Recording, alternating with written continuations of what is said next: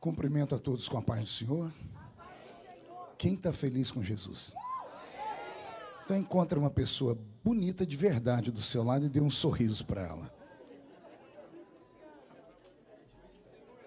Ficou difícil, gente? Tem gente que nem vira o pescoço. Sinceridade assembleiana, né? Uma alegria poder estar mais uma vez nessa linda igreja, revendo amigos, conhecendo irmãos, revendo o pastor Sérgio, essa figura simpática, amigo de longa data, a pastora Josiane.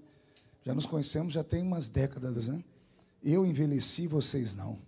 A América tem um mistério, né, gente? A pessoa chega do Brasil parecendo uma bruxa. Em um ano está parecendo a Xuxa. É uma coisa fora do normal, né? Quero cumprimentar aqui o pastor Samuelzinho, grande líder, profeta de Deus, profeta sobre a minha vida. Que honra ter você aqui, amigo. O pastor Heraldo de São Paulo, que eu via anunciar. Cadê o pastor Heraldo? Está ali do lado dele. Pastor Jacques Balbino de Alagoas, esse estava ali nas minhas costas. Ele deu um grito ali que a minha alma saiu uns 3 metros do corpo. Eu catei ela e voltou aqui para baixo, né? Bom encontrar aqui o Paulo Neto. Eu fico toda vez esperando o Paulo falar uma coisa que só ele pode falar, que me escuta desde pequenininho. Ele pode. Ele tem quantos anos? 18? 18. Eu estava pregando em Tocantins, na nossa Adebrais, lá em Tocantins, há uns 2 meses atrás. Chegou um irmão perto de mim, ele tinha 76 anos. E ele falou assim: pastor Marco, que alegria te encontrar. Um diácono me abraçou, quase quebrou minha costela. E ele veio no meu ouvido e disse assim: ó, eu te escuto desde pequenininho.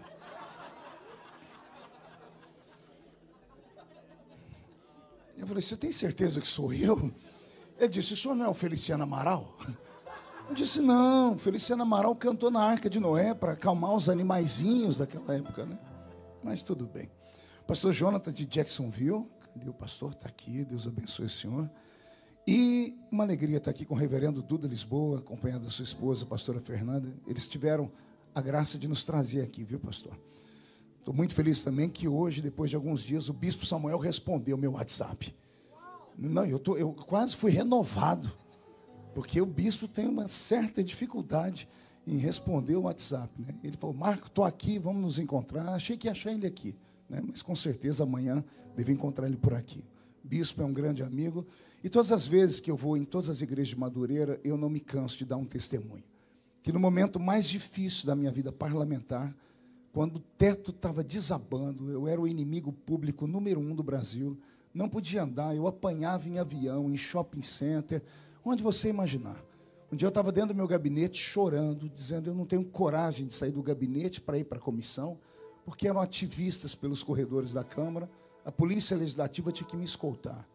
Eu me lembro que nesse dia eu chorando dentro do gabinete, entrou um senhor dentro do gabinete, me viu chorando, orou comigo, levantou meu queixo, limpou minhas lágrimas e disse: você está com medo, né? Disse: estou. Ele falou: pega no meu braço que eu vou andando com você. Só que não era um parlamentar, não era o líder da minha denominação, era o nosso bispo primaz, Manuel Ferreira. No auge dos seus mais de 80 anos, ele pegou no meu ombro e foi firme. Ele apanhou comigo no corredor. Chutaram a mim, o bispo, cuspiram na gente. E eu ia abaixar a cabeça e disse: levanta a cabeça, é por Jesus que nós estamos aqui. E eu nunca vou esquecer esse gesto, nunca, nunca, nunca, nunca.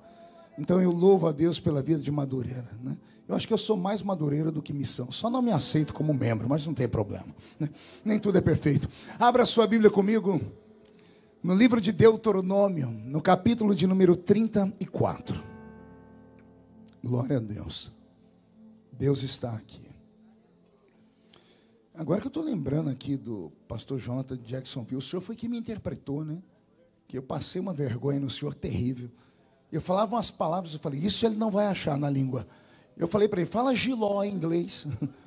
Não tinha giló, eu não sei o que ele aprontou lá, que os americanos arregalaram o olho. Eu quase perdi a metade da igreja por causa do giló. E a culpa foi dele, né? Deuteronômio 34.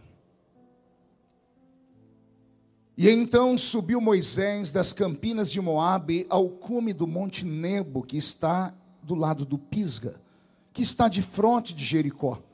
E o Senhor lhe mostrou toda a terra de Gileade até Dan, todo Naphtali, a terra de Efraim, Manassés e toda a terra de Judá, até ao mar ocidental. O Neguebe e a campina do vale de Jericó, a cidade das palmeiras, até Zoar. E disse-lhe o Senhor: esta é a terra que sob juramento prometi a Abraão, a Isaque e a Jacó, dizendo: a tua descendência a darei. Eu te faço vê-la com os seus próprios olhos, porém não irás para lá. E assim morreu ali Moisés, servo do Senhor, na terra de Moabe, segundo a palavra do Senhor. E este o sepultou num vale na terra de Moabe, de frente de Bet-peor, e ninguém sabe até hoje o lugar da sua sepultura. Tinha Moisés a idade de 120 anos quando morreu. Não se lhe escureceram os olhos, nem se lhe abateu o vigor. Amém, igreja? Feche a Bíblia, coloque no banco, na cadeira, e pegue na mão da pessoa mais perfumada do seu lado. Eu tentei bonito, não deu certo. Perfumado deve ter alguém ainda. Isso, agora aperte a mão dessa criatura com carinho até ela falar aleluia. Pentecostal que não faz barulho está com defeito de fabricação, não é? Vamos orar mais uma vez? Senhor, nós te exaltamos, te glorificamos. Entendemos que dentro de alguns minutos e mais uma vez, esta igreja ficará pequena para o tamanho da glória que o Senhor vai mandar do alto dos céus. Os que vieram tristes começarão a saltar de alegria.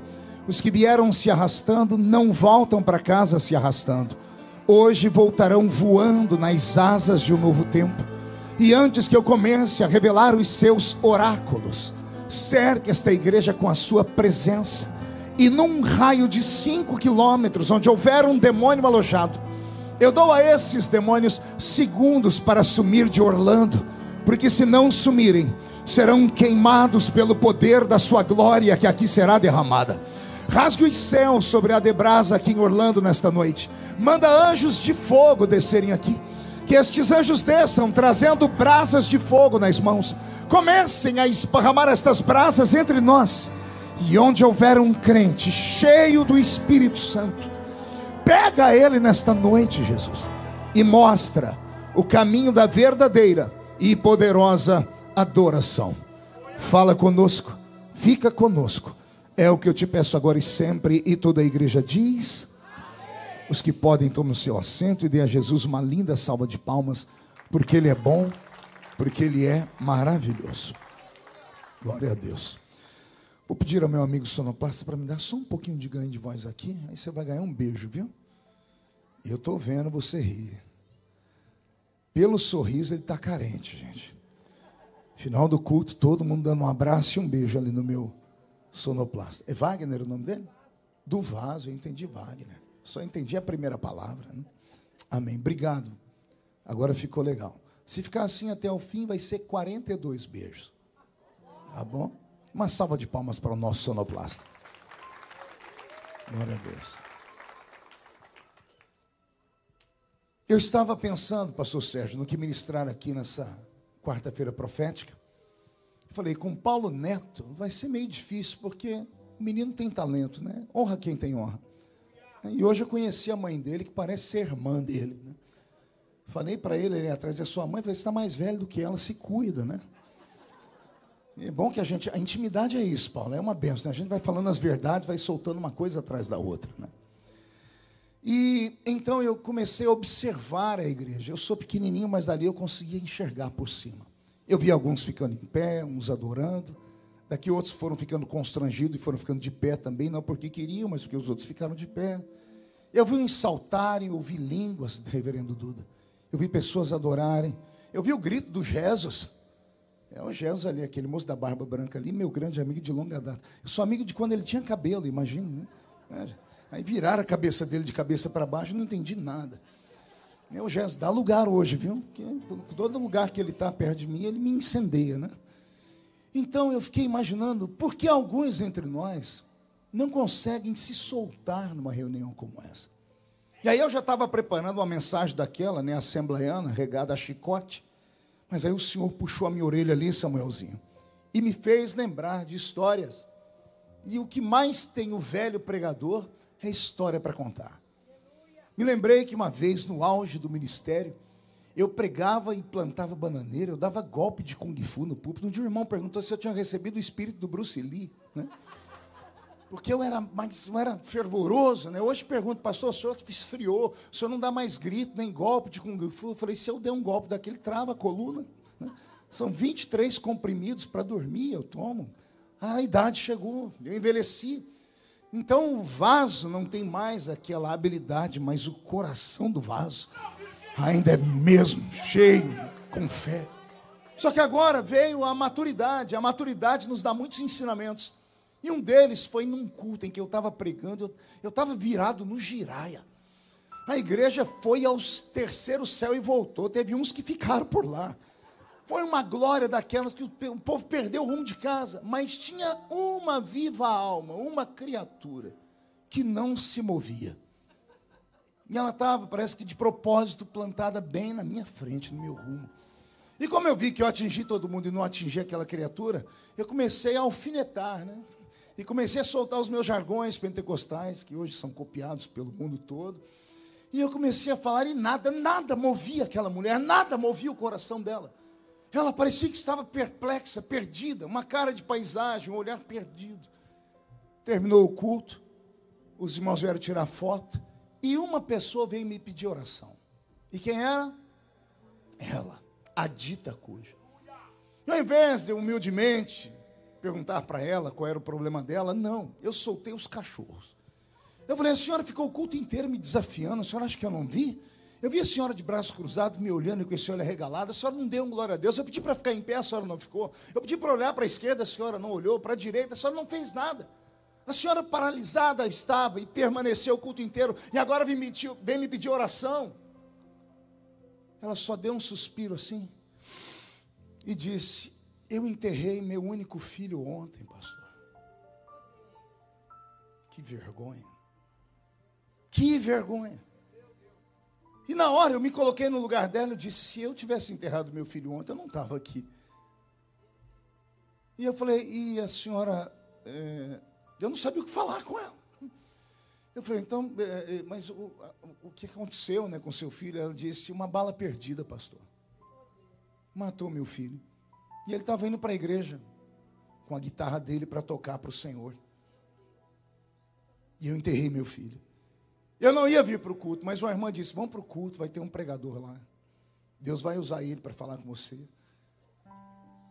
Aí eu só fui ficando pequeno, eu queria me esconder debaixo do púlpito. E nesse dia Jesus falou para mim, filho, nem todo mundo dá glória a Deus no culto, não é porque não quer, é porque não pode. E não é porque não pode, porque não tem consciência, é porque não tem força. Porque só Deus e essa criatura sabe o que elas passaram durante o dia, durante a semana. Então eu vou guardar aquele espírito assembleano de antigamente e vou derramar sobre vocês hoje um vaso de alabastro. E quem não trouxe lenço, prepare a manga da camisa, porque nós vamos receber um batismo de quebrantamento nessa quarta-feira profética. Alguém acredita nisso? Então olhe para o seu irmão e diga, se prepare. Vamos fazer uma viagem agora. Só de ida para dentro do coração de Deus. Só quem quer ir comigo nessa viagem, dá mais um grito de glória a Deus, por favor. Me acompanha aqui no teclado o pastor Roberto Marinho, grande amigo, meu discípulo, meu companheiro de viagem há 14 anos, né, Roberto? Roberto trabalhava aqui nos Estados Unidos com o pastor Benny Hinn, aí deixou o pastor Benny Hinn para trabalhar com o pastor Benny Ruim, né? Que sou eu. Obrigado, viu, Roberto? Roberto, mude a música. O texto que eu li é um dos textos mais estranhos da Bíblia. É um daqueles textos que nós não queremos ouvir ninguém pregar. Porque é um texto de falência. É um texto de um herói que termina sem um troféu. É um texto que termina com a história de um dos maiores personagens bíblicos, e por que não dizer o maior de todo o Velho Testamento, o grande Moisés, que até hoje é reverenciado pelos hebreus. Eu estava em São Paulo visitando uma fábrica, e lá um irmão me encontrou, me deu um abraço, a diretoria toda reunida, eu fui como deputado, e aí ele me contou uma história que eu fiquei assustado. Havia um dos grandes chefes ali da empresa que fez um grande trabalho, e o trabalho chamou a atenção, que era uma multinacional, E os donos saíram de Jerusalém e foram conhecer a empresa. E quiseram saber quem é que tinha feito aquele grande feito. E trouxeram o empregado na frente deles. Quando falaram para os judeus que o nome dele era Moisés, eles não pegaram na mão dele e mandaram ele embora do trabalho. E olha que ele fez um trabalho incrível. E eu perguntei ao irmão por quê, e eles disseram: nenhum judeu deixa que coloque o nome de Moisés em alguém, pelo respeito que teve o profeta. Tamanha era a unção e a autoridade que estava sobre esse homem. É desse homem que eu quero falar nessa noite. Aqui no capítulo 34, é o último capítulo do livro de Deuteronômio, o último livro do Pentateuco, o último livro escrito por ele mesmo. Moisés escreveu os primeiros 5 livros da Bíblia, mas também escreveu vários salmos, não sei se você sabia disso. Ele é escritor, era poeta, era profeta, era líder, foi o primeiro legislador de Israel. É ele quem escreve a Constituição Federal dos Judeus, que é o Decálogo, acompanhado das 613 leis estabelecidas no livro de Levítico. Esse é o homem que vai nos dar um ensinamento terrível nessa noite. Imagine que esse homem que passou 120 anos neste mundo, e não houve um dia sequer, em 120 anos, em que ele tivesse paz. Para falar da história dele, eu tenho que voltar lá no Êxodo, lá no capítulo 2, quando o faraó decretou a morte de todos os meninos dos hebreus. Ele é de uma família diferenciada. Ele faz parte da tribo dos levitas, diga comigo, levitas. Moisés era da tribo dos levitas. Ele era filho de Anrão e de Joquebede. Joquebede e Anrão, esse casal simpático que também vai nos dar ensinamentos aqui. Esse casal que viveu nesse tempo em que Faraó havia determinado a morte dos meninos. Interessante, os meninos poderiam morrer, as meninas não. Mas esse Faraó não era bonzinho. Ele estava apenas lançando luz para que os judeus não fizessem um motim, não criassem uma guerra civil. Porque se ele decretasse a morte de todos os filhos, haveria uma guerra. Mas sabendo ele que a cultura do Oriente Médio era assim, quando nascia um menino, o pai era aplaudido pelos amigos e ele amava a esposa. Quando nascia uma menina, o pai sentia vergonha. Até os dias de hoje, judeus ortodoxos, lá em Israel, aqueles que usam aquele cabelinho amarrado aqui do lado da cabeça, quando nasce uma filha, antes dele fazer qualquer coisa, ele vai até a sinagoga pedir perdão a Deus pelo pecado que ele cometeu. Porque eles vivem ainda num tempo antigo, onde o machismo imperava sobre aquele povo. Então, olha a inteligência, a sagacidade desse faraó. Se for menino, mato. Se for menina, vive. Então, ele não era tão ruim assim. A notícia se esparramou entre todo o povo. E o povo começou a dizer: mas se é menino, tem morte. Se é menina, pode viver. Mas o pai não quer ser pai de menina. E como não há método contraceptivo inventado ainda, como não há como escolher o sexo da criança, ele mandou uma mensagem subliminar para toda a nação judaica. A mensagem era essa: vai acabar a nação. Porque nenhum pai vai deixar que o seu filho se case. Porque se o filho se casar, eles vão ter um filho. Se for um menino, será assassinado, terá sangue sobre a sua mão. Se for uma menina, vergonha. Então ninguém quer nem um assassinato, nem a vergonha. Faraó, com um só lance, em uma só tacada, ele paralisou 11 tribos de Israel. Quantas tribos eu disse? Mas Israel não tinha 11. Tinha quantas? Teve uma tribo que ele não conseguiu paralisar. A tribo dos levitas. Porque a Bíblia diz: e veio um homem da tribo de Levi, e desposou uma mulher da tribo de Levi. Casou quando não era para casar, e não era para ter nenhum filho. Esse casal tem logo de cara 3. Um para glorificar o Pai, um para glorificar o Filho, e o outro para glorificar o Espírito Santo. Só pode ser isso. Nasce o primeiro filho, Arão. Nasce a segunda filha, Miriam. E vai nascer a rapinha do tacho, que vai se chamar Moisés. Então imagine você que, quando isso aconteceu, criou-se um tumulto, porque a distância de idade entre Moisés para Miriam eram 8 anos. De Miriam para Arão eram quase mais 10 anos. Moisés nasceu num período pesado. A família, Anrão e Joquebede, quando eram mais jovens e tiveram os 2 filhos, tiveram habilidade para esconder 2 crianças. Em especial o primeiro, porque era o menino, não podia nascer mais menino. Mas agora, esse Moisés não estava nos planos. Eu quero que você imagine a cena. Eu vou pintar um quadro e você vai desenhando ele comigo. Eu quero que você veja uma multidão, quase que sem poder contar. São mais de 3 milhões de hebreus trabalhando escravizados sobre as chibatas dos soldados de Faraó. Eles estão construindo o Egito antigo. Eles estão trabalhando naquele deserto. Eles estão trabalhando nas plantações. Eles estão tentando fazer alguma coisa à beira do rio Nilo, sempre debaixo da chibata. O alimento deles era uma lavagem que sobrava da mesa dos soldados do Egito. Porque eram muitos soldados. Para cuidar de 3 milhões de escravos, precisariam de pelo menos 500 mil soldados. E 500 mil soldados tinham que ser muito bem alimentados. E o que restava da mesa deles se acrescentava água, a água barrenta do Nilo. E era esse o pagamento de todos os hebreus no final do dia. Hebreus que trabalhavam de 14 a 16 horas diárias, debaixo de um sol que durante o dia chegava a 54 graus. Não havia pele, não havia saúde que conseguisse dar a eles sustância. E quando estavam envelhecendo e morrendo e adoecendo, ainda vivos eram jogados dentro de covas, que eram chamadas de Sheol ou Hades, criadas do lado de fora das grandes cidades, fossas, onde jogavam defuntos e aqueles que estavam entre a vida e a morte, e não tinham piedade. Um escravo não tinha valor nenhum. E eu quero que você veja 2 escravos chegando no final do dia, esbaforidos, cansados, envelhecidos, enrijecidos, com seus corpos cadavéricos, queimados do sol, um homem e uma mulher, entrando em uma tenda pequena, uma tenda fétida. Nela só tem uma pequena mesa de madeira, uma espécie de lamparina, um pequeno menorá. Em cima da mesa, eles vão colocar 2 cuias, que foi o pagamento do dia. Dentro das cuias tem uma lavagem.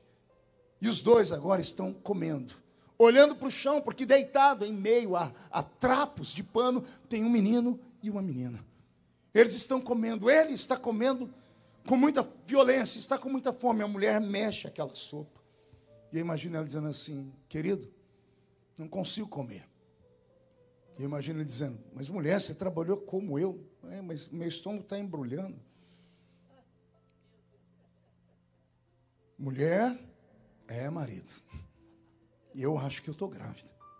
Mas de novo, eu imagino ela falando: não fiz sozinha. É nosso.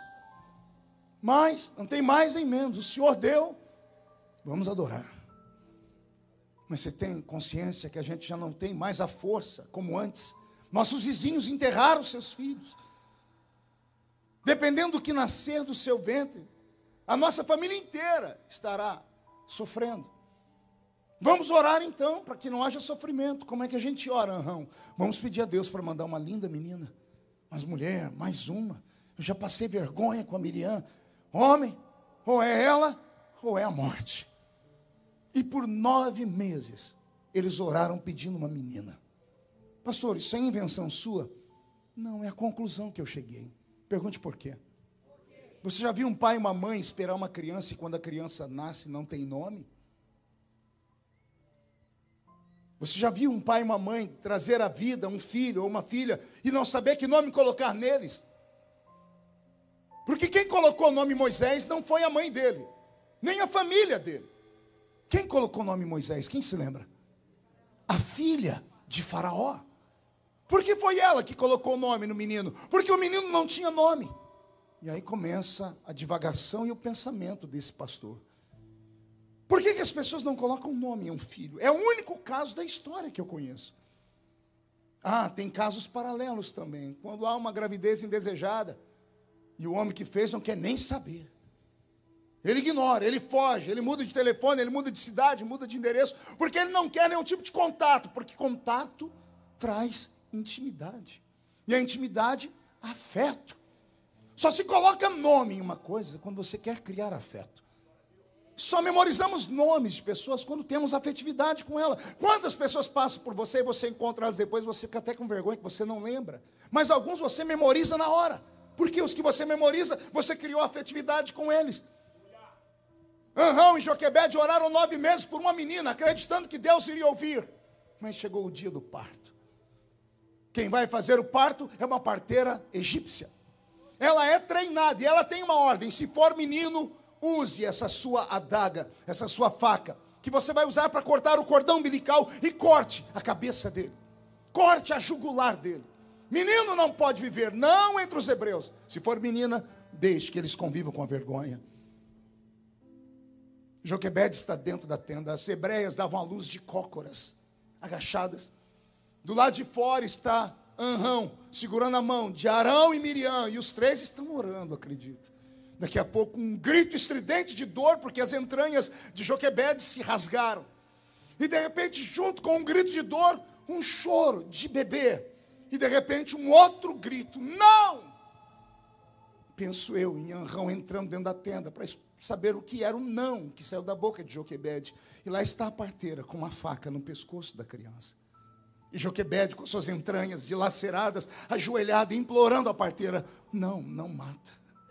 Não mata. Não se sabe o porquê. Não eles, nós sabemos. Que houve algo no coração daquela parteira, acostumada a matar bebês, uma abortista de carteirinha. Quando ela pegou aquela pequena vida na mão, o coração dela se sacudiu. Veio sobre ela um temor. Um temor que não veio da horizontal. Um temor que veio da vertical. Alguém lá em cima, acima das estrelas, estava olhando para aquela criança. E alguém lá em cima determinou que aquela criança iria viver. Quem pode matar aquele que Deus escolheu? Quem pode dizer não para aquele que Deus disse sim? Quem pode derrubar aquele que Deus levantou? Quem pode tirar aquele que Deus colocou? Esta palavra é para você, porque se existe um lugar de gente sofrida, não é entre nós que viemos aqui de férias, passear, viemos pregar e cantar e voltamos, Paulo. É desses homens e mulheres que vieram morar nesse país. São raríssimos os casos de pessoas que entram aqui para surfar no restante da vida. A grande maioria. Eu digo isso porque frequento essa terra há mais de 25 anos. Todos os anos pregando aqui, já preguei aqui umas 200 vezes. E eu conheci pessoas, ainda conheço, de vez em quando encontro um ou outro dos mais velhos. São tão poucos os que sobreviveram às lutas, né, Jesus? Que passaram por violência aqui, não é, Sérgio? Nós conhecemos. Se tem um lugar de sofrimento esta terra, ela manda leite e mel para nós que estamos aqui em visita. Mas quem está aqui sabe como é difícil viver aqui. Como é difícil suportar. Alguns ainda entraram pela porta. E aqueles que entraram pela janela. E aqueles que entraram por outro lado, que ficam sofrendo, agonizados. E ficam andando por essas ruas com temor. Não são nem brasileiros e nem americanos, porque são brasileiros, mas não estão no país, lá no Brasil. Não são americanos, mas estão aqui. Vivem ansiosos, numa angústia terrível e tremenda. E às vezes ficam até se questionando: será que eu fiz certo? Eu entrei lá pelo médico, será que eu fiz certo? O Senhor me mandou hoje aqui para te dar uma resposta. Eu te queria aqui, diz o Senhor. E não importa, e não questione os meus métodos. A uns eu trouxe pela porta, outros eu trouxe pela janela. E daí? Eu sou dono da casa inteira. Eu tinha pressa em te trazer para cá, porque aqui era um lugar onde eu iria te treinar. Porque chegará um dia que você vai ser erguido, e eu vou te levar de volta naquele lugar. Mas não humilhado, de cabeça baixa. Eu vou te levar por cima da carne seca.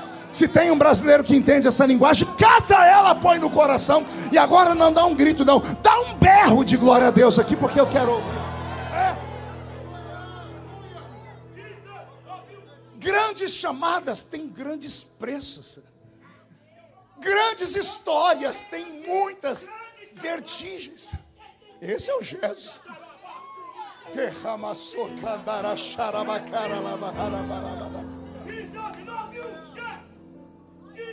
Você que não compreende ou não passou pelo vale, fique em silêncio, vai absorvendo só. Eu olho para a história de Moisés e começo a compreender porque ele foi o maior. Porque ele foi testado no ventre da mãe dele. Só que eu tenho uma coisa para dizer a alguns aqui, pergunte o quê? Levante a mão direita, faça um carinho nas costas do irmão, diga: vai doer um pouquinho. Mas é só um pouquinho.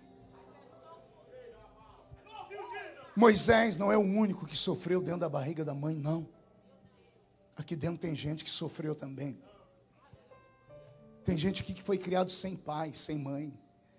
Tem gente que foi testado pela vida. Eu nasci com 8 buracos nessa cabeça, feito pela agulha de tricô da minha mãe. Minha mãe tinha uma clínica de aborto. Era maestrina em assassinar bebês. E o dela não conseguiu. O dela não deu conta. Ela usou tudo que ela tinha. Dos remédios, dos matos que ela usava lá para fazer incenso, as coisas, tudo. Ela usou de tudo. E esse não deu conta. A última vez, vindo do médico, o médico disse, não tenta mais porque está encaixado. Se morrer, morre você também. Minhas tias disseram que ela chegou em casa brava, gritando, falando palavrões. E não havia nenhum crente na minha casa. Mas não precisa ser crente para ver um milagre em andamento. Uma tia minha falou, se esse aí não morre é porque alguém lá em cima não quer que ele morra.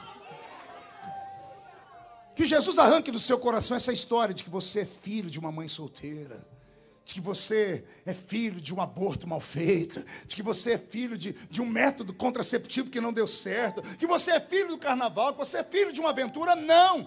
Você é um sonho de Deus encarnado. Deus te queria, Ele tinha pressa. Não me interessa o método que Ele usou. Me interessa é que você nasceu. E depois que você nasceu, deu um nó na cabeça do diabo. Eu vou ser abusado nessa noite. Eu vou falar algo aqui que talvez isso foge até a nossa consciência humana. Eu não duvido de que o dia, ou amanhã, ou a noite, ou a tarde, em que você foi fecundado no óvulo de sua mãe, Deus estava assistindo tudo de camarote.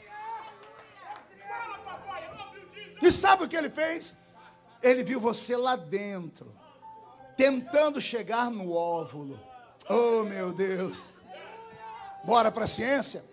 Um homem planta em uma relação sexual pelo menos 200 milhões de sementes. Só uma consegue nadar e chegar no óvulo. O que para nós parece ser algo tão pequeno, da entrada do corpo da mulher até o útero dela, pelo tamanho que você foi plantado, o tamanho que você era apenas um gameta, seria como se você estivesse saindo de uma natação da praia do Rio de Janeiro até o Canal da Mancha, na Europa. Só que não é uma natação onde você está numa raia com 10 nadadores. Você está aqui e tem 100 milhões para cá, 99.999.999 outros aqui, está você aqui. E alguém vai dar um tiro e todo mundo vai pular para nadar. Só um vai chegar do outro lado. Eu estou com o corpo todo arrepiado. Olha o que o Senhor me manda te dizer. Você já nasceu com uma faixa aqui, ó. Campeão. Ah, vou falar de novo, você não entendeu. Você já nasceu com a faixa campeão. Você deixou 199.999.999 outros seres que poderiam ter nascido no seu lugar. Poderia ter nascido alguém mais bonito que você, alguém mais feio que você, alguém mais inteligente que você, alguém menos chato que você. Poderia ter nascido alguém menos cri-cri do que você. Poderia ter nascido um homem em vez de mulher, poderia ter nascido uma mulher em vez de homem, poderia ter nascido alguém que fosse inventar a cura do câncer. Mas não, Deus estava te olhando. Pastor, isso é invenção sua, né? Não é. Salmo 139, verso 16. Tu me sondas e me conheces, desde que eu era pequeno e sem forma. O meu anel é pequeno, mas tem forma. Esse pinguinho, essa gotinha de cristal na orelha da sua filhinha é tão pequenininha, mas ela tem forma. O grão de mostarda é minúsculo, mas tem forma. Davi está dizendo, o Senhor me conhece desde que eu não tinha forma nenhuma. Davi disse, o Senhor acompanhou quando eu entrei dentro do ventre da minha mãe e saí nadando. Eu era o menor. Eu era o menor. Eu era o estranho, eu era do cabelinho enrolado. Porque Davi nasceu com o cabelo enrolado, era louro, numa família onde só tinha gente caucasiana. A Bíblia chama ele de menino de olhos brilhantes, olho claro, verde ou azul, numa família onde todo mundo só tem olho preto. Os irmãos são gigantes. Samuel chegou e disse, já tenho o rei para substituir Saul, porque Saul era mais alto, acima do ombro do que todos. Não era, Deus não deixou o primeiro, nem o segundo, nem o terceiro. Deus travou, falou, Samuel, para, você está olhando a aparência. Eu quero alguém que tenha coração de rei, não aparência de rei. Tem um que eu escolhi. Eu quero que você receba esta palavra. Você não é uma obra do acaso. Você é um sonho, é um projeto de Deus. Deus te enxergou, Ele viu algo em você que eu ainda não vi. E por isso às vezes eu fico com raiva, mas eu não vi o que Ele viu. Senhor, eu não consigo, eu sou pentecostal, mas eu vou fazer o quê? Tem uns aqui, isso aqui eu sei que não estão sofrendo, mas estão me olhando com a cara feia, parece que foi batizado num pote de vinagre. Aí o Senhor diz, mas não foi você que escolheu eles, fui eu, então eu tenho que ficar quieto. Mas tem outros que estão aqui nesta noite, que vieram aqui porque Deus queria falar no pé do seu ouvido. O Senhor me mandou te dizer, eu te escolhi e isso é o suficiente. Se alguém crê nisso, não dá um grito agora não, dá um berro de glória a Deus, por favor. Desculpe, mas eu tenho que mexer na sua história. Sabe aquela reunião informal de família, quando você ainda podia em corpo presente, agora por teleconferência? Reuniu família é só para passar vergonha na gente. Só se fala do passado. E aí começam as histórias que as tias contam. Esse menino quase morreu. Quem tem um quase na vida? Deixa eu ver. Caiu dentro da cisterna. Caiu a televisão em cima dele. Caiu de cima do cavalo. Estava quase afogando.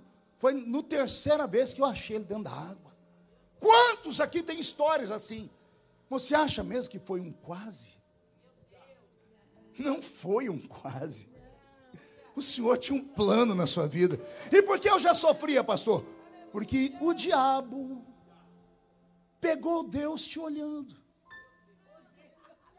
Deus estava lá vendo seu pai amar sua mãe, ou violentar sua mãe, ou estuprar sua mãe, não sei. Deus estava te olhando.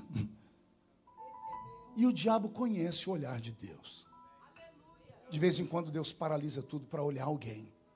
Está escrito. Viste tu, meu servo Jó? De vez em quando Deus paralisa para olhar a vida de alguém.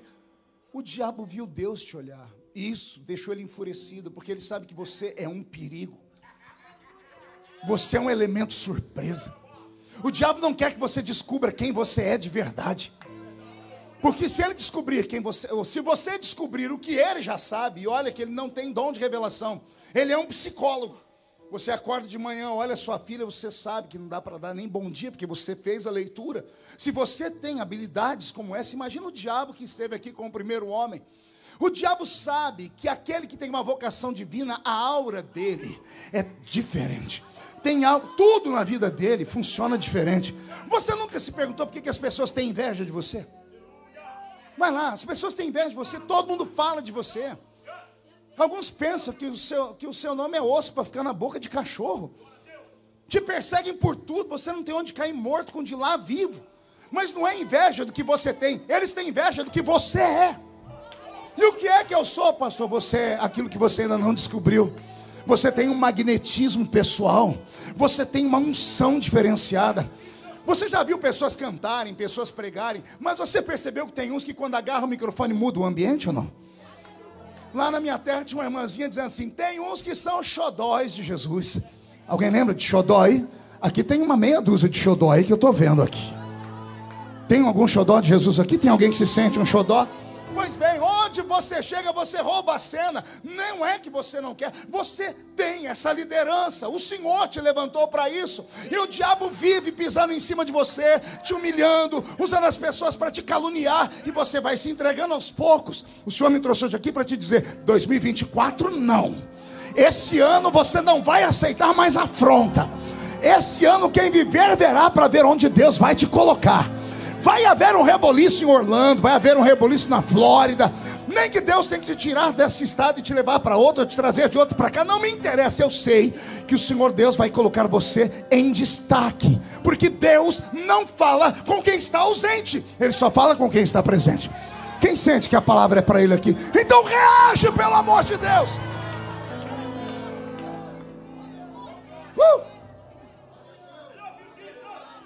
É esse Moisés que começa a sofrer desde o ventre da mãe. Aí ele nasce. Você já parou para pensar como foi os primeiros 3 meses dessa criança ou não? Porque com 3 meses a mãe tentou se livrar dele. Com 3 meses, essa criança era um problema dentro da família. E por isso a família não colocou nome nele.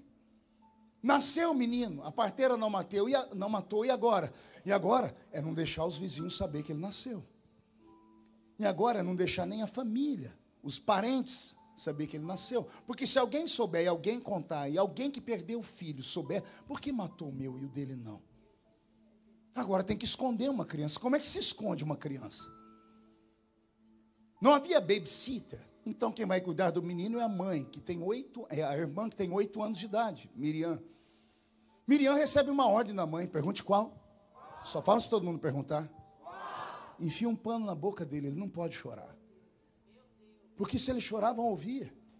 Por 3 meses, essa criança perdeu a sua linguagem, porque choro de criança não é só um choro, é uma linguagem.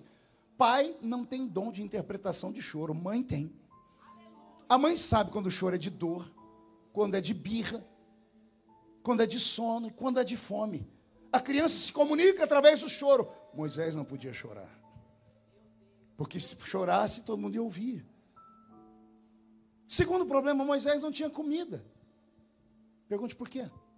Porque a mãe era escrava, comia lavagem todo dia. Eu me lembro dos áureos anos em que eu fiz missões na África, caminhando pelo interior de Luanda, há 25 anos atrás, na época da guerra, quando a UNITA, liderada por Jonas Savimbi, ainda assassinavam aldeias inteiras. Eu via pelas beiradas das estradas mulheres magérrimas, com as suas mamas secas, suas crianças que eram puras caveirinhas, agarrando as mamas das mães. Elas não conseguiam nem chorar porque não tinham força, não tinham comida. E na rua pegavam mato e cozinhavam com um pouquinho de água e davam água suja para o bebê beber. A fome é terrível. O menino não tem o que comer, porque a mãe só come lavagem. Que leite tinha Joquebede para dar para essa criança? E aí vem a parte que essa mexe comigo. Essa criança não pode ver a luz do sol. Ah, pastor, e o que tem a ver o sol? Lá no meu país, lá no meu interior, onde eu nasci, toda criança tem que tomar sol. E a minha velha mãe, Dona Lúcia, que não sabe ler nem escrever, sempre falava: o filho da Dona Teresa está com tiriça. E eu, tiriça, fui descobrir que é icterícia. Um negócio, um fungo que dá na pele da criança para ficar amarela. Então tem que tomar chá de uma planta lá que chama picão ou sol.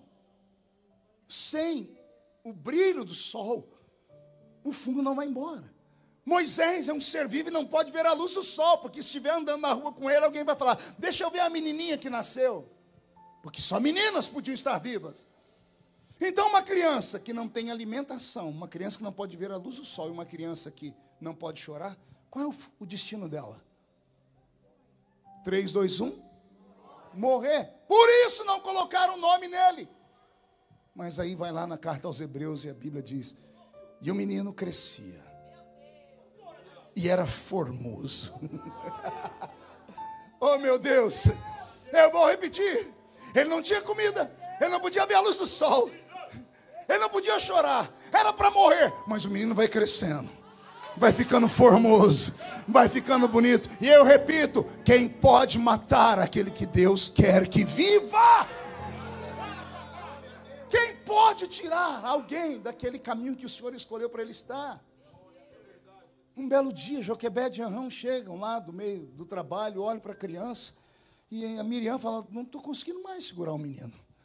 Ele não tem como mais, mãe, está difícil. E naquela noite, Arão e Joquebede tiveram que tomar uma decisão. Talvez uma decisão que eu e você não saberíamos como tomá-la. Temos que escolher entre os filhos. Um para morrer ou morrer a família inteira. E chegar à seguinte conclusão: vamos nos livrar do menino que não tem nome. Levaram ele à beira do rio Nilo e jogaram ele dentro do rio. Fizeram uma cestinha, daí o nomezinho Moisés, onde as mulheres compram para colocar os seus bebês. Colocaram o menininho dentro do cestinho, jogaram nas águas do rio Nilo, deixando a sorte. Eu li um livro de um escritor brasileiro, ele fez um romance sobre Moisés, e ele colocou no livro que o cestinho tinha um gancho onde Miriam amarrou uma corda, e ela ficou bem longe, indo atrás do cestinho. E eu ri muito, falei: Deus não precisa de ajuda para fazer milagre. Aquilo era um rio, não era uma lagoa. Na beira do rio tem galho, tem mato. Você joga uma corda, vai embaraçar, não vai dar certo. Jogaram o menino para morrer. Havia uma história entre os egípcios que, para acalmar a ira dos deuses, bastava dar um sacrifício lá, uma oferenda no rio Nilo. Penso eu que Joquebede disse: Senhor, eis aqui o meu sacrifício para ti, porque eu não tenho como cuidar. Ao invés de jogar o menino nas águas, fez um cestinho. Se algum dia você for lá em uma caravana, peça para o guia falar para você: onde é que diz a tradição aqui que colocaram Moisés? E se prepara para dar glória a Deus. Pergunte por quê. Porque é um rio, o rio tem correnteza. A primeira vez que eu estive lá e perguntei, a guia falou assim: aqui nesse ambiente, foi nesse lugar aqui que jogaram Moisés. Aí eu olhei para baixo, a correnteza está para cá. E eu falei: e onde era supostamente o palácio de Faraó, onde a filha de Faraó tinha lá a sua piscina? Ela: ninguém nunca me fez essa pergunta, mas pela geografia, as ruínas encontradas, fica logo aqui em cima. Eu falei: calma aí. Colocaram o menino aqui e a correnteza vai para lá. Aí a senhora está dizendo que colocaram o menino aqui e o menino foi para lá? Não entendeu, não? Todo aquele que é vocacionado por Deus nada contra a correnteza. Todo aquele que tem uma vocação, ele anda na contramão da avenida. Vão te chamar de louco, de maluco, de desequilibrado. E dá um beijinho no ombro para essa turma. Há uma história entre você e Deus que um dia será contada. É ali que a filha de Faraó pega o menino e coloca o nome nele de... que significa: das águas o tirei. Todo aquele que é escolhido por Deus, ele passa por águas turbulentas. É esse Moisés que começou a vida assim, sofrendo ali. Moisés ficou dentro do palácio de Faraó de 0 a 40 anos. No aniversário de 40 anos, ele descobriu que ele não era filho da filha de Faraó.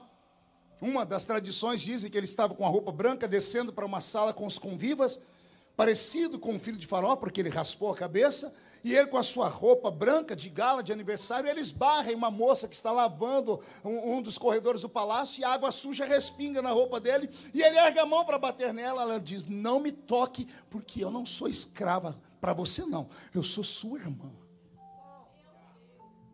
E ele consegue, naquele momento, parar para meditar e ouvir a história que ela conta.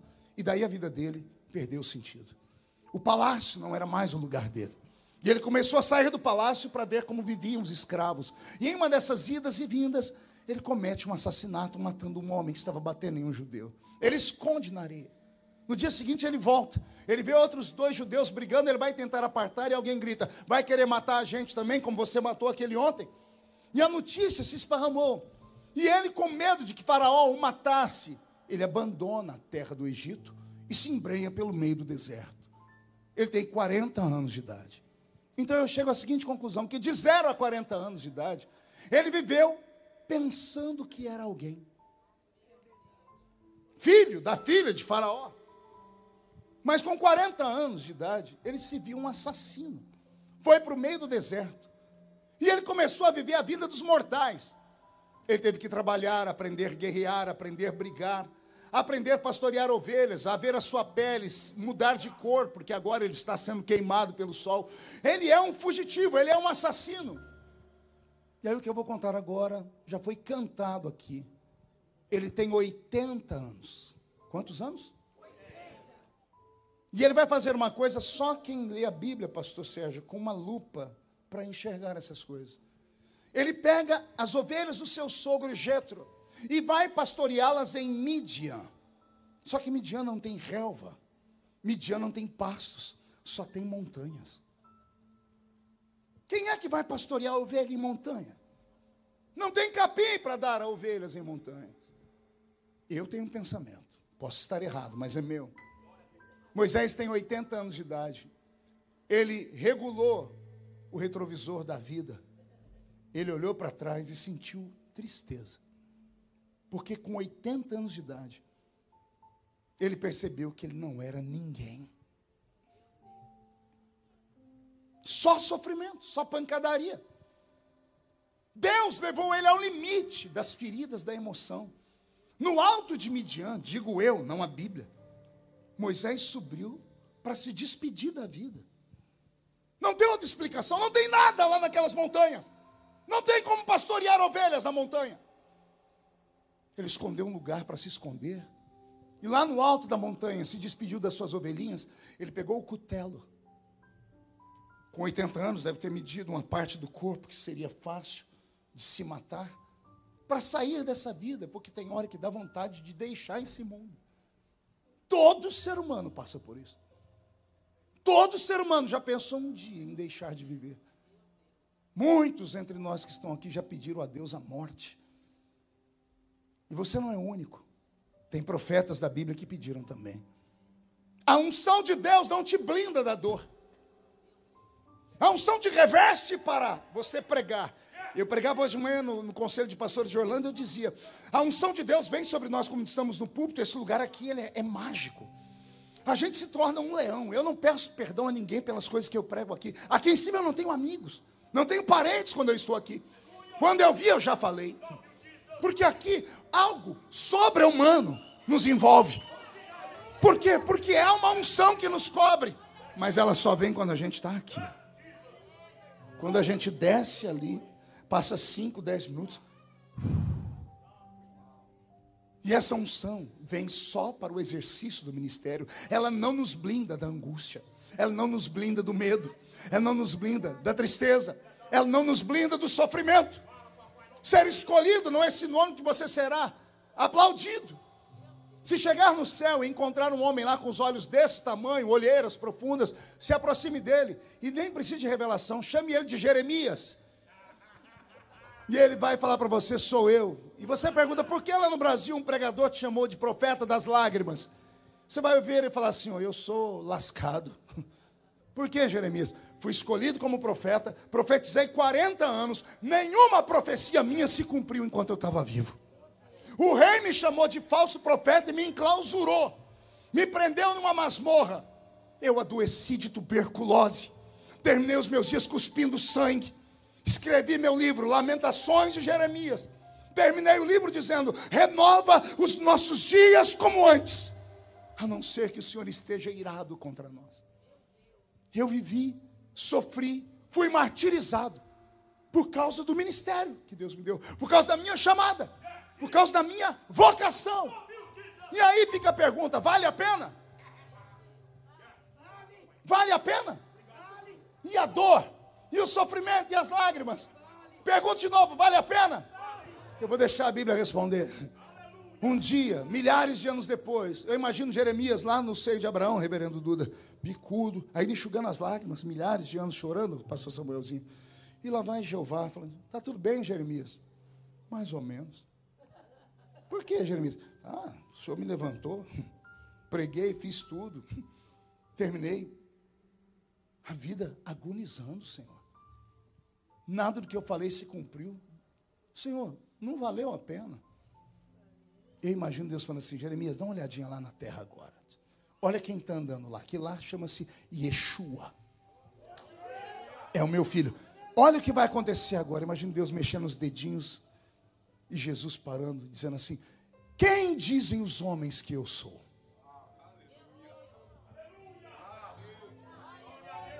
E um deles grita, tem gente que diz que tu és Jeremias. Uai, mas não é um profeta que não se cumpre nada? Não é um profeta que só apanha? Pois quando Deus encarnou na terra, acharam que ele era Jeremias. Não há uma vocação que não tenha propósito. Você não está aqui porque caiu da mudança. Você não está aqui sem propósito, não. Você faz parte de um projeto. E esse projeto vai se concretizar. Eu estou escutando já um barulho de milagre chegando aí. Esse ano Deus vai fazer um reboliço nessa terra. Alguém pega esta palavra, por favor? Então reage de novo. Deus esgota as forças daquele que ele tem uma vocação divina. Deus leva o homem ao limite. Lá está Moisés, penso eu, com um cutelo. E quando Deus viu que não tinha mais força nenhuma nele, Moisés olha para frente e uma sarça começa a fumegar, mas ela não se queima. Moisés olha para a sarça, tenta se aproximar dela, e uma voz no meio da sarça diz assim, Moisés. Ele nunca tinha falado com Deus. Não conta para ninguém. Deus nunca tinha falado com ele. Mas Deus conhecia ele. Experiência do velho pregador.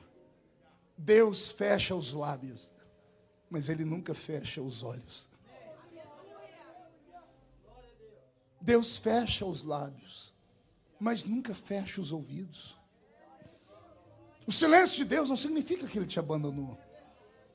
Ele está impedido de interferir na sua história, porque se Ele interferir agora, o que Ele tem para a sua vida, que é muito grande, não vai acontecer.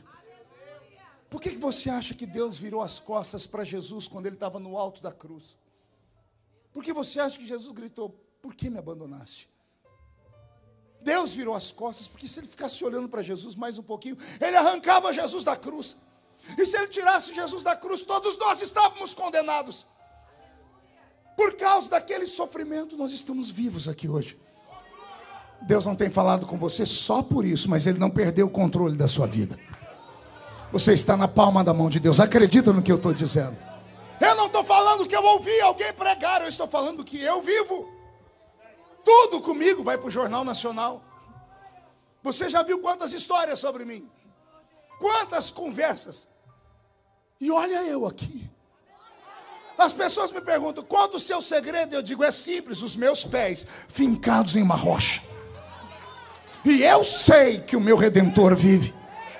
E eu sei que a minha chamada não veio da horizontal, veio da vertical. Porque o que o homem dá, o homem toma. Mas aquilo que Deus dá, dá para nascer um macho que tome. Se foi Deus que te escolheu, se foi Deus que te vocacionou, pode se levantar 11 mil demônios contra você, 1000 cairá de um lado, 10.000 cairá do outro lado, e você não pode ser atingido.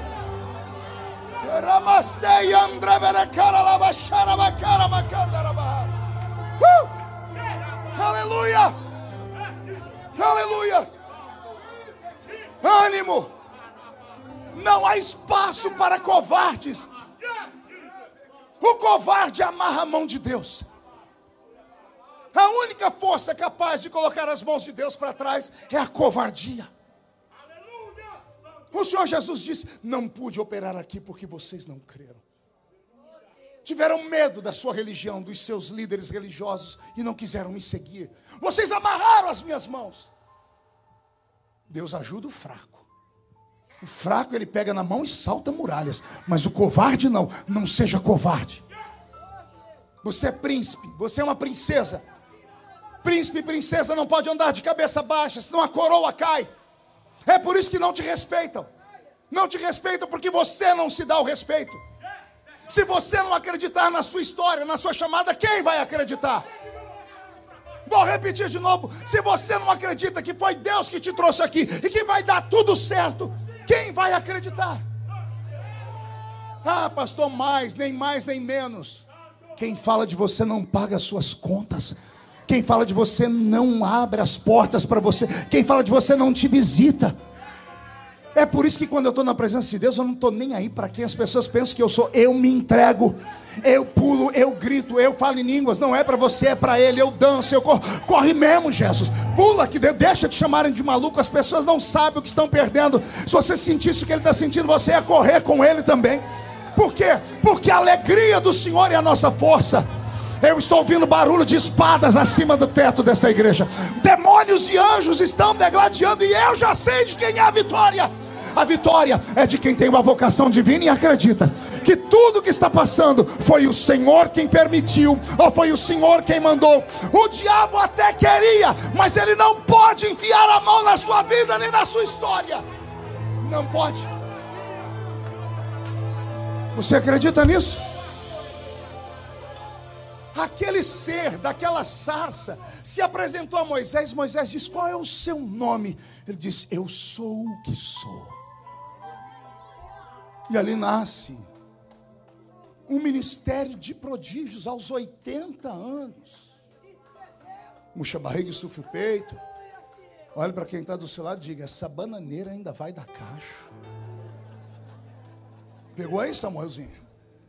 Essa bananeira vai dar cacho de novo. Quem foi que disse que acabou? Quem pode colocar um ponto final onde Deus ainda está escrevendo?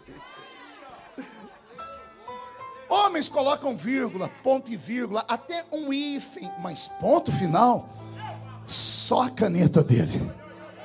E ele está me mandando te dizer: levanta, come esta palavra e com a força dela caminha mais 40 dias. E daqui 40 dias a gente se encontra de novo. E o Senhor vai te fortalecer de novo. E quem viver, verá, para ver o que Deus fará na sua história. É esse Moisés que vai fazer prodígios e maravilhas. É esse Moisés que vai lutar. Esse Moisés tem um sonho nobre. Diga comigo, um sonho nobre. Beto, me dê o seu melhor agora. É esse homem que agora, no auge dos seus 120 anos, acorda de manhãzinho para pegar o maná. 5 horas da manhã, 5:30. Que velho não dorme direito. Estou entendendo isso agora. É sério. Ele vai pegar o maná e ele escuta uma voz: Moisés. Fala, meu amigo. Moisés, eu preciso falar com você aqui no meu escritório. Sério, Senhor? Sério, Moisés. Aí, aqui. O senhor tem paciência comigo? Por quê, Moisés? Já tem tempos que eu não subo aí. E daqui aí são 7, 8 horas. E eu já não sou mais aquele garotão de 80. Agora eu estou com 120. Sem problema, Moisés, eu te espero. Se eu posso levar Josué? Hoje não. Ficou Josué lá embaixo. E lá vai o velho Moisés subindo. Aquele cajado de prodígios agora virou uma espécie de bengala. Ele está lá no alto da montanha. Quando ele chega bem lá em cima, o Senhor diz: tudo bem, meu amigo? Tudo bem, Senhor. Fala comigo, Moisés. O que o Senhor quer que eu fale? Me conta aí alguma coisa. Ô, Senhor, está difícil. 40 anos. Tive que enfrentar minha irmã, meu irmão, quiseram tomar o ministério. Esse povo vê milagre e não acredita em milagre. Um dia te glorifica, no outro dia quer adorar bezerro. Um dia me chama de profeta, no outro dia me chama de homem. Senhor, está difícil, são 40 anos, Senhor. O Senhor foi dar aquela palavra para cada dia de murmuração, 1 ano preso aqui nessa terra. O povo murmurou 40 vezes, 40 anos estamos aqui. Você ainda sonha, Moisés? Sonho, Senhor. Com o que você sonha? O meu sonho é nobre. Eu sonho em ver a sua nação, os seus servos, os seus filhos, habitando numa terra que mana leite e mel. O que você vai fazer quando chegar lá, Moisés? Ah, Senhor, posso escolher? Claro que pode, você pode. Se tem alguém que tem direito, é você. Senhor, eu quero escolher um lugar onde tenha um pouquinho de água, um matinho verde. Moisés, sim, Senhor. Olha para frente.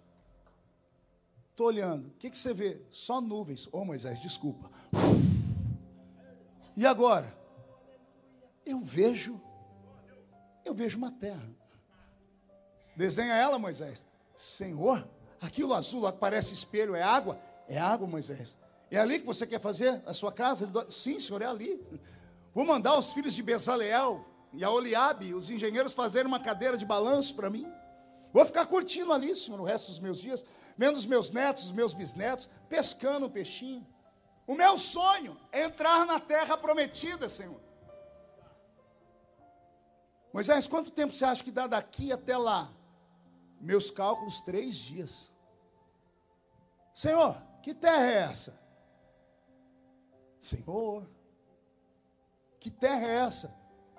É a terra, Moisés. Não brinca. Não estou brincando. É a terra que o Senhor prometeu. É a terra que eu prometi.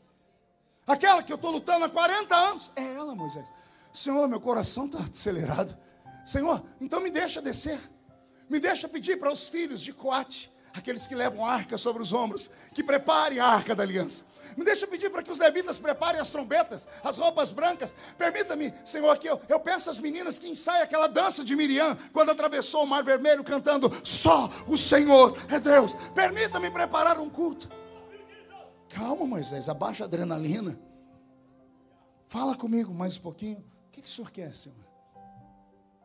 Moisés, oi, Senhor. Imagina o céu em silêncio. Sim, Senhor. Moisés, fecha os olhos. Fechei, Senhor. Abra os braços. Abri, Senhor. Moisés, sim, Senhor. Morre. Pode imaginar Moisés dando o último suspiro. O último suspiro e uma pergunta. Por quê? Quem merecia entrar naquela terra mais do que ele? Lembra que eu disse no início, já estou terminando? É uma história que ninguém quer pregar. Porque ela não termina com um final feliz. A promessa na vida dele não se cumpre. Ele morre vendo e não entrando. O dia que eu li isso a primeira vez, eu fiquei muito surtado. Eu fiquei bravo. Quando eu entendi, eu falei, Senhor, meu Deus, então tá certo o Novo Testamento. As pequenas coisas deixaram a gente de fora. Lembrei das pregações. Moisés não entrou na terra porque ao invés de falar a rocha, ele bateu na rocha. Meu Deus, só por causa disso? Era uma pedra, ele não viu Jesus. Era uma coisa simples. Então é isso que tirou ele de lá. Deus me deixou em silêncio, com raiva, uma hora e meia. Aí Deus falou no meu ouvido, Marco, a pergunta que você tem que fazer não é essa, o porquê. É outra. Eu falei, qual? A pergunta é, quanto tempo ele ficou morto? Aleluia. Medita aí. Usa todos os seus conhecimentos da Bíblia agora. Deus matou ele, sim ou não? A Bíblia diz que Deus o sepultou, sim ou não? A palavra sepultar significa esconder. Se tem uma sepultura, por que não encontraram ela até hoje? Lá no livro de Judas, que antecede o Apocalipse, tem uma guerra cósmica. Alguém lembra? Miguel e Satanás. E o motivo da guerra? O corpo de Moisés. Se ele morreu, tem que estar sepultado. Porque a Bíblia diz que Deus o sepultou, mas sepultar é esconder. Os demônios são translúcidos, atravessam a terra, não encontraram o DNA de Moisés, os ossos de Moisés, não acharam nada. E aí começou a me dar um nó na cabeça. Eu falei, Senhor, o que o Senhor está querendo me dizer? O Senhor disse para mim, quanto tempo ele ficou morto? E eu não consegui responder. E o Senhor disse para mim, nenhum segundo. Porque eu realizo sonhos. Não como vocês querem, mas como eu quero. Assim diz o Senhor, eu te dou o direito de sonhar, mas dê a mim o direito de sonhar para você sonhos maiores e melhores do que o seu. O sonho de Moisés era entrar na terra prometida, sim ou não? Mas Deus queria colocar ele em outra terra, na terra verdadeira. Quando Deus disse morre, ele abriu os olhos para falar por quê? Ele não estava aqui. Ele foi trasladado, ele foi transportado, ele foi arrebatado, abduzido, use a palavra que quiser, mas ele foi arrancado dessa nossa dimensão e foi arrastado ao céu sem ver a morte. Ao chegar lá, Deus deve ter dito para ele, bem-vindo, Moisés, esta é a terra que mana leite e mel. Imagina Moisés com o queixo caído, nossa, que lindo, Senhor, é muito lindo. E o Senhor dizendo, calma, eu vou colocar alguém para te mostrar o céu. Tem um cidadão que chegou antes de você aqui. Porque na mente de Deus, passado, presente e futuro se misturam. O que para nós veio depois, para Deus pode ter vindo antes. O cordeiro foi morto antes da fundação do mundo. E aparece alguém para caminhar com Moisés no céu. Elias. Mas ele não vem depois, eu acabei de dizer que isso aqui é revelação. Para Deus, passado, presente e futuro se misturam. Elias vai mostrar o céu para Moisés. Levou 3 dias para Moisés ver o céu inteiro. Pergunto, como o senhor sabe?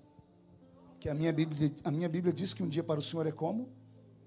1000 anos. E 1000 anos para o Senhor é como? Um dia. Quando Moisés conheceu o céu, ele chegou diante de Deus e falou, Senhor, e agora? E agora, Moisés, que eu realizei o meu sonho, que era te ter aqui, eu vou realizar o seu. Como assim? Vou te mandar para a terra prometida. Você acha que eu não dou o devido pagamento àqueles que me servem? Você acha que eu sou injusto? Você vai conhecer a terra prometida. Elias, leva Moisés agora lá para baixo. Aí você abre a sua Bíblia depois em casa, em Mateus ou em Lucas. Você vai ler uma história chamada de o Monte da Transfiguração. E lá no Monte da Transfiguração está Yeshua. Pedro, Tiago e João são testemunhas que em certo momento o rosto de Jesus brilhou como o sol e a roupa dele resplandeceu. E o céu se rasgou em duas partes. E dois homens apareceram diante de Jesus falando com ele. Quem eram eles? Não ouvi? Ué, mas morto volta a essa terra? Não volta. Hebreus 9, 27. Ao homem está ordenado morrer uma vez só, vindo depois disso o juízo. Não morreu, só foi escondido. E aí ele veio conhecer a terra e Deus realizou o sonho dele. Está pegando aí, brasileiro? Deus vai realizar o seu desejo. Mas antes vai realizar o desejo dele na sua vida. E quando ele terminar de realizar o desejo dele na sua vida, ele vai te dar tudo aquilo que você quer. Ele vai te entregar numa bandeja de prata ou de ouro com honras. E vou liberar uma palavra no mundo espiritual. Todos aqueles que riram de você, que te caluniaram, que te perseguiram, estão proibidos de morrer. Eles precisam ficar vivos, nem que seja em uma cama, para ficar vendo, ou pelo YouTube, ou por um canal de televisão, ou uma notícia, você lá. E a criatura gaguejando, dizendo, não. É? Eu falei que não ia. Eu falei que não chegaria. Eu disse que seria envergonhado. E agora está lá. Os seus inimigos vão ter que viver para ver onde Deus vai te colocar. Eu estou liberando esta palavra. Cata ela se você acredita. O Senhor me trouxe nesta quarta-feira profética para profetizar. Se você acredita, recebe esta palavra.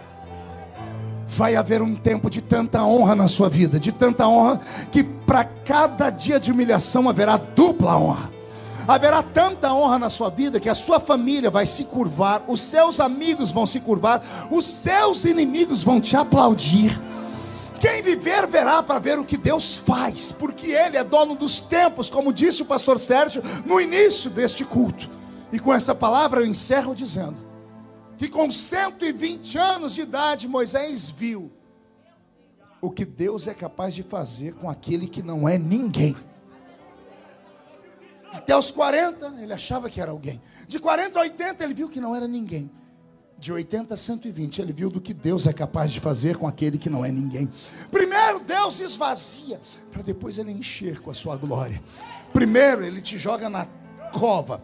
Primeiro ele te joga na cisterna, para depois te colocar assentado no trono, José. Entre o dia da luta e o dia da vitória tem uma caminhada. Força, porque vai dar tudo certo. Não prego para derrotados, prego para o melhor do Brasil que foi emprestado aos Estados Unidos, que estão aqui nesta terra. Não estou falando para o resto, nem para o lixo, eu estou falando para a nata da sociedade brasileira que foi enviada para cá, por um tempo. Porque está chegando a hora do Senhor te levar lá. Não para ficar, só para os seus inimigos verem. Só para você sorrir um pouquinho. E eu vou te deixar um pedido meu para terminar. Pergunte qual? Lembra-te de mim quando entrares no teu reino. Fica de pé comigo.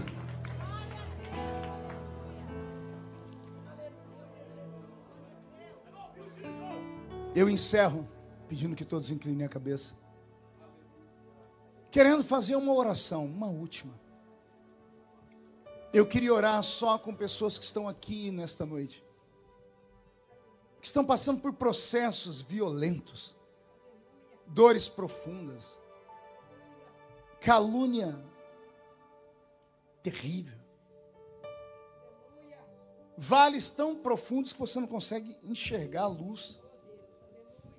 Eu quero orar com quem está tendo uma noite tão escura, que veio o dia e você não conseguiu ver o brilho do sol. Eu quero orar com quem está cansado de sofrer nessa terra. que acredita que o seu Deus não te trouxe aqui para você ser humilhado nem envergonhado, que é uma chamada de Deus na sua história. Mas eu não quero orar com você aí, eu quero orar com você aqui no altar. Ah, pastor, mas se eu for aí, e que vão falar de mim? Os mesmos que não fazem nada por você. Mas se você vier, quem sabe os olhos do Senhor não te encontram aqui. Ele não mudou. O nome dele ainda é Jeová Jiré. Ele operou um dia, ele vai operar de novo, né, Roberta? O fogo não me queima, nas águas não vou afogar, pois estás comigo, não estou sozinho, eu estou guardado. Vem. No esconderijo. Mais uma vez. E não estou sozinho. Já fui 100 vezes. Vem. Tu a 100ª. Estás comigo. Quem sabe hoje você vem e fica. Temer por vem. Se eu estou guardado por quem nunca perdeu batalha, seu nome é Jeová Jiré. Irás prover de novo, eu creio em ti.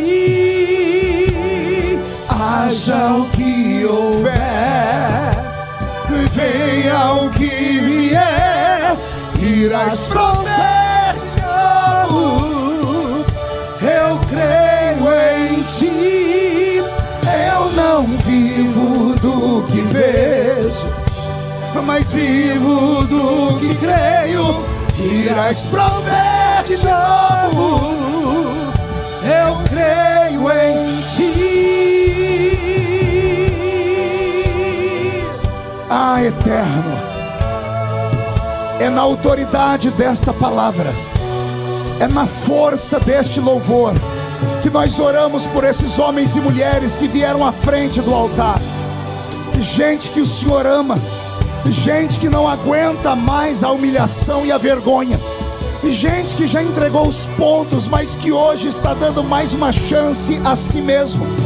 Pessoas que acreditaram nesta palavra, que vão viver os melhores dias deles, que estão por chegar.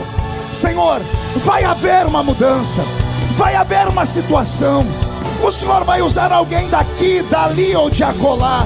O Senhor vai mudar o governo, o Senhor vai fazer o impossível, mas algo vai acontecer, porque o sonho que o Senhor plantou no coração dele e dela não podem morrer.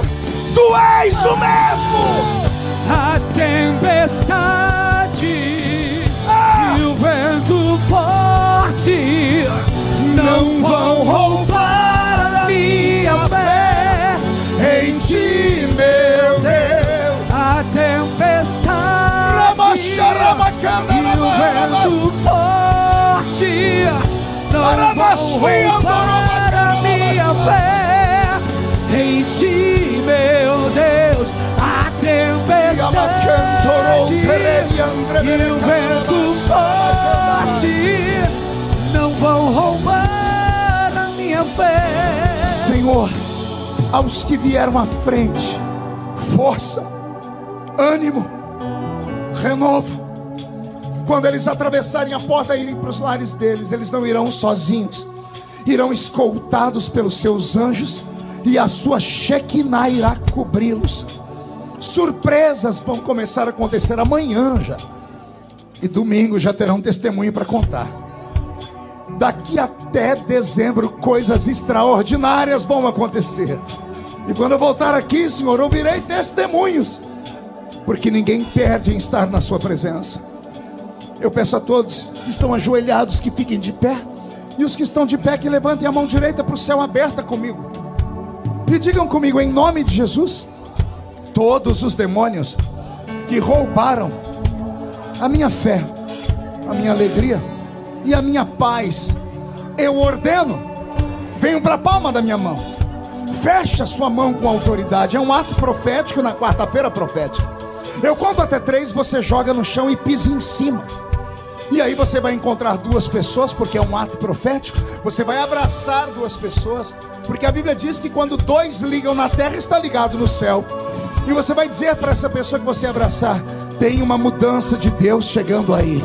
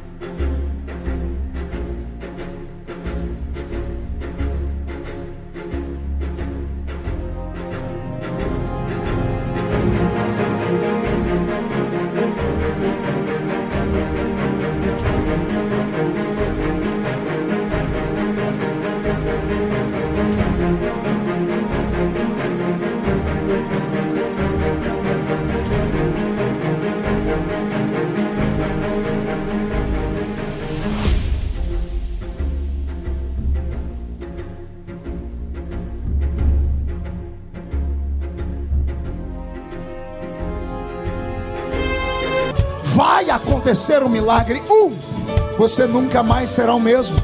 1,5, sua família sentirá orgulho de você de novo. 2, quem viver verá o que Deus fará na sua vida aqui nessa terra.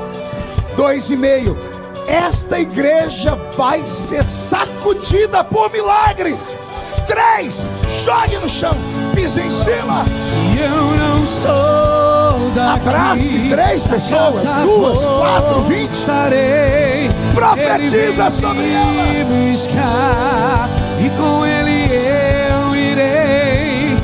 Eu não sou daqui, pra casa voltarei. Ele vem me buscar.